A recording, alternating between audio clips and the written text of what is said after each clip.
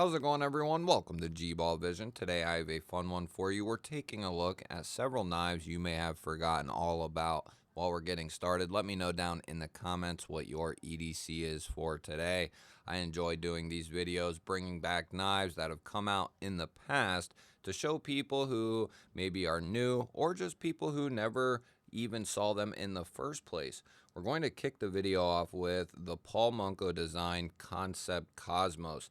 I will have this knife and the other knives you see in the video today linked down below in the description and the pinned comment. The Cosmos here is going to have several variations that range between $180 and $300. This one here is going to come in right around the $200 price point. We're looking at 20 CV across the board, along with titanium handles, backspacer, and pocket clip. The only changes are going to be the onlay here. It is going to be micarta at the base version and Damascus at the most expensive $300 version, and that has a satin blade, where this one has a stonewash finish. Really nice Warncliffe utility style blade shape. We have great access to the lock bar there with a chamfer, more of a bolster lock, and we are looking at a flipper tab for deployment. However, because of how much blade actually sticks out of the handle, this is very easy to reverse flick this knife out. Because you have this flat and swedge here, you can kind of get underneath of that, and with a little bit of practice, it becomes pretty easy. You can also thumb flick it out with a little bit of practice. Might not feel quite as natural, but you do have those options along with that really nice flipper tab. The detent is tuned well. You can get a ton of leverage on this blade. Works very good. 3.6 inches of 20 CV, and Concept does a great job with their knives, and they have gotten exceedingly better.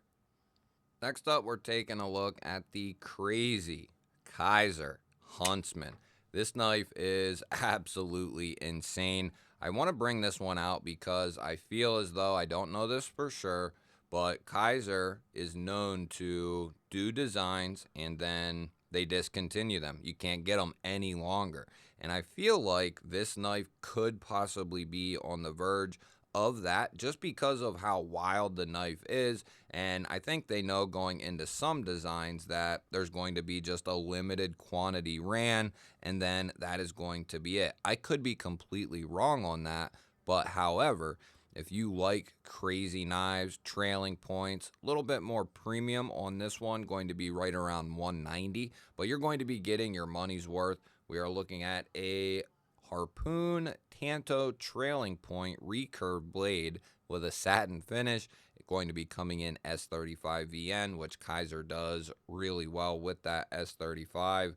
Nice amount of sharpening life in this thing. And then we do have a cutout here slash fuller along with thumb studs, and the action on this knife is very, very addictive. Not only do you have a strong detent, but this has incredible acoustics, and then because you have that heavier front end, this thing really, it has a hydraulic closing action. Not only that, but this thing is extremely comfortable. You have that swell going to the butt end of the handle, and if you have a little bit larger hands, that is going to really fill the hand out nicely. It just sits in the hand perfectly. We have a titanium clip and backspacer here. We have great access to our lock bar, easy to get to and disengage. And this is going to come right about 3.8 inches of that S35VN, making this a very good size. Something that I would consider a full-size knife, coming in at 8.6 overall. Next up, let's drop down in price a little bit, and we'll take a look at the Liang Ma Design Eutectic EFD. These are going to come in right around the $85 price point, and there is a ton of different variations of this knife. Liang Ma is known for his more premium-ended designs with Riot. Here, he is attempting to do in a more affordable knife, and I think he does an awesome job with this Eutectic line. We have a really nice stone-washed drop point blade coming in 14C 28N steel. We have a large finger choil here slash 50/50 area, going to make this knife very comfortable in hand. We also have a cutout and a front flipper for deployment. The detent on this knife is tuned perfectly.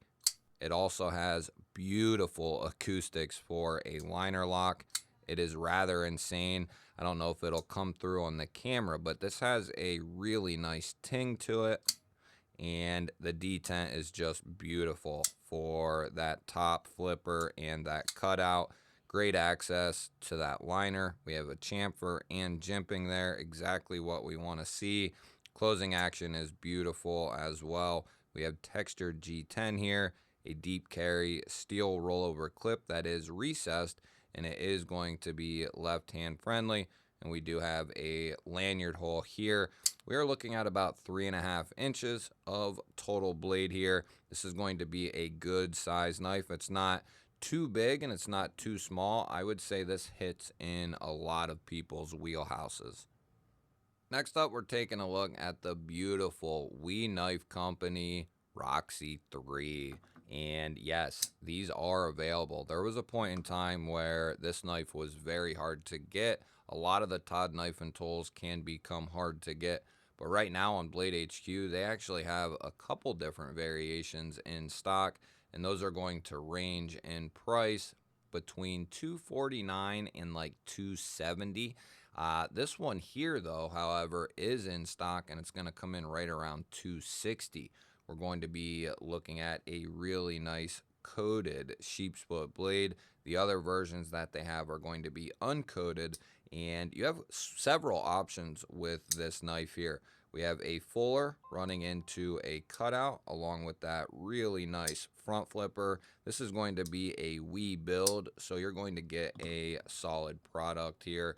We are looking at a full titanium handle, and then they have a flamed anode job on the one, which is the most expensive, and then they have just a regular blasted finish, which is going to come in at the $250 mark. These are going to all be coming in S35VN. You have about 3.2 inches of blade, coming in about 7.2 overall. And in Todd knife and tool fashion here, we have a really unique lock side, really cool pocket clip made out of titanium. We have this kind of floating look here with our titanium backspacer. This knife is very comfortable for its size. It fits in my hand very nicely and is very comfortable. Just a great design, really good. They were ahead of their time, chamfered out internally on both sides, which means your show side stays clean, but you have a ton of room in there to get in there and disengage that lock bar. Really well done from Todd Knife and Tool and the WE Knife Company. Next up, we're taking a look at one of my pride and joys. This was actually the first knife that Ashley ever got me. We are looking at the ProTech Godson. Early on in my knife collecting, this was something I just longed to have, and lo and behold, she picked one up for me. We are looking at the ProTech Godson, a fully USA made out the side auto. Of course, you're going to want to keep in mind this is an auto, so whether you can own these or carry these in public is going to be up to your area. These are going to range in price, and I think it's a great price considering we're talking fully USA made, we're talking an automatic knife, right around $160 to $170 for the base versions. And of course, you can spend much more up into the $300, $400, $600, and $900 price point for this knife, depending on what you want to get. But as far as this version, I think it is perfect, all blacked out. We're looking at 154 cm with that stiletto style blade, nice PVD coating that ProTech does. We have a full aluminum handle here, very clean looking, very minimal looking handle, and it is extremely comfortable. This knife is built for one thing, and that is poking and piercing, and it would do an amazing job at that. We have a really nice pocket clip here. It is a little long, but it does work really well. And I believe this 3-hole pattern be can be made and changed by aftermarket pocket clips. I've never found the need to do so though. It feels good in hand and it works good out of the pocket as well. Really like the ProTech Godson if you're looking for something that is a little bit different but going to be affordable and extremely well made. The USA made ProTech Godson is high on my list. Let's go back in on our budget here and take a look at something that's a little bit more affordable. And we're talking about the Real Steel Pathfinder. This has a ton of different variations. They even have a fixed blade of this, but you can get this knife in a full flat grind, which they call their FFG model, but you can also get it in a Scandi grind. Now here for this one, I decided to go with the Scandi grind because I think the full flat grind is pretty well known, but a lot of people might not know they did this in a Scandi grind. And Real Steel's been known to do folders with a Scandi. They have lots of fixed blades with a Scandi as well. But not only does this have a beautiful drop point blade with that Scandi, we're looking at 14C28N here, which is ultra tough, very corrosion resistant, and it's very easy to maintain, which means this is a perfect mixture because that is an ultra tough steel backed up by an ultra tough Scandi here. This is going to be a very tough pocket knife. We have a nice set of jimping here. We are looking at dual thumb studs for the deployment. We have their crossbar lock for our locking mechanism, and then contoured micarta handles on top of steel liners, and then a full length micarta backspacer, making this knife extremely comfortable in hand. If you have a little bit larger hands, this thing will absolutely melt into your hand. That backspacer is a huge deal in my opinion. We are looking at a deep carry clip, and it is going to be reversible for lefties out there. And this is a perfect demonstration of a Real Steel knife that has a crossbar lock that is well broken in. I've carried this and used it a ton, and this is a prime example of what they look like after a little bit of break-in. They tend to come pretty tight and need a break-in, and that is a good thing that the knife needs a break-in. It's because the tolerances are tight, things are locking up the way they should be, and with technically speaking, not all knives and most knives are intended to be constantly fidgeted with. So in some cases, you can't really hold that against the knife. But in almost all cases, at $70 to $80, depending on the version, I think this is a fantastic choice for an EDC. And next up, we're looking at the QSP Penguin, but this isn't just any old Penguin. And I've come across a lot of comments over the course of the last couple of weeks, couple of months, that there's people out there, and I forget this, that just don't know certain knives exist. I think most people are aware of the Penguin, but I think there's a lot of people out there, maybe people who have even been around a little bit, who don't know that there is a Penguin Plus model, and it is going to be quite a bit larger than the standard Penguin. And you are also going to get the added benefit of the knife having a flipper tab as well. The original comes with dual thumb studs, where the Plus comes with a flipper and studs, so you get multiple deployment options. The Penguin Plus is also going to be coming in 20 CV. Now, there are exclusives of this knife and so on, but this one here is going to be a standard version. They come in right around $185. There is a ton of different models of this knife, or different versions of this knife. About 7.9 inches overall, about 3.4 as far as our blade length in that 20 CV. This particular one has a copper infused carbon fiber show side with a titanium black washed backside. We have a deep carry wire pocket clip here, and that is going to be reversible for left-handers. We do have great access to the lock bar with a chamfer. You're going to be getting a QSP build here, so it's going to be very well done. But the QSP Penguin does have an older brother, and it is absolutely awesome. And next up, this one's going to have a little asterisk on it because there is only very limited versions of this knife available. That was me. I totally messed up on the deployment there. We are talking about the Devo Knives Chaser. There are certain versions of this knife that are out there, but a lot of them are gone and out of stock. So that's why this one has an asterisk next to it. The version I'm talking about in particular is going to be over at Traditional Pocket Knives. They have an all red, it looks awesome, and had it been so easy to get this one off of Kev, buy this, I did. I would have got the one from TPK.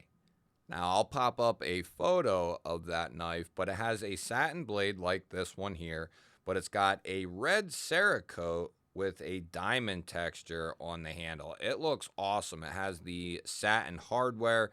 On this one, we are going to be looking at a blackened PVD type of hardware with a flame anode job here and a titanium backspacer and pocket clip. Really like that custom pivot look. We're going to be looking at S90V for the blade steel and a flipper tab here again for our deployment method. As far as our blade length, we are looking at about 3 inches and 7 inches overall. So it's not a big knife. It's not a small knife. I would say it's kind of right there in the middle. And because you have this nice 50-50 area, even if you have a little bit larger hand, that is going to allow you to choke up all the way behind that edge. Now, I wish this had a full-length backspacer. That would make this knife even better. But I really like this knife, especially at the price point. Being a OEM job for Devo through Kubi, they keep the price almost as low as it makes sense to. At $220, I think this is a awesome knife given the materials. And Devo has several other knives over at Traditional Pocket Knives that I'm willing to bet there's lots of people out there who don't know that. There's hidden gems all over the internet. It's just a matter of finding them, but there are stouts available. I think there's nip slips over there and the chaser here. I think maybe even another knife from Devo as well. I'll link Traditional Pocket Knives down below, along with the rest of the knives you saw in the video today down in the description and the pinned comment. You guys will have to let me know what was your favorite knife from today's video. I look forward to hearing from you guys each and every video. Don't forget to hit the thumbs up button. That helps push the video out there to more people. If you're new to my channel and you enjoy knife and EDC content, you're in the right place. Make sure you subscribe or click that G-Ball Vision logo popping up on your screen. I'd love to have you here. I'll pop up a couple of new videos. Go check one of them out. Have yourself an awesome day. I'll catch you on the next one.